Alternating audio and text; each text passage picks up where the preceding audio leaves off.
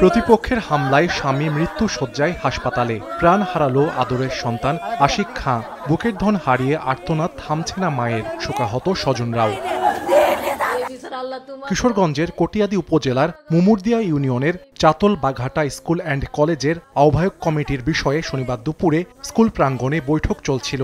এ সময় ছাত্র দলের কেন্দ্রীয় কমিটির যুগ্ম সম্পাদক নুরুজ্জামান চন্দন ও সহকারী অ্যাটর্নি জেনারেল আশিকুজ্জামান নজরুলের লোকজনের মাঝে কথা কাটাকাটি শুরু হয়। এক পর্যায়ে দেশীয় অস্ত্রশস্ত্র নিয়ে সংঘর্ষে জড়ায় তারা। এতে ছুরিকাঘাতে গুরুতর আহত হন নুরুজ্জামান চন্দনের পক্ষের আশিক খাঁ। তাকে উদ্ধার করে হাসপাতালে নেওয়া হলে চিকিৎসক মৃত ঘোষণা করেন। হামলায় আহত হন আরও 4 জন। আমার পুত যে কি বিনা অপরাধে মৃত্যু হইল, এই বিচার আইনারা তো চাই, আল্লাহ তো চাই।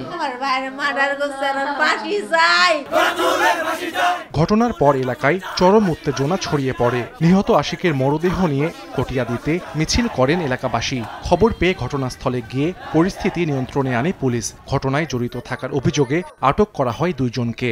আর অভিযান পরিচালনা করব, এর সাথে সংশ্লিষ্ট যারা আছে আমরা সবাইকে গ্রেপ্তার করে আইনের আওতায় নিয়ে আসার চেষ্টা করব, সর্বাত্মক চেষ্টা করব।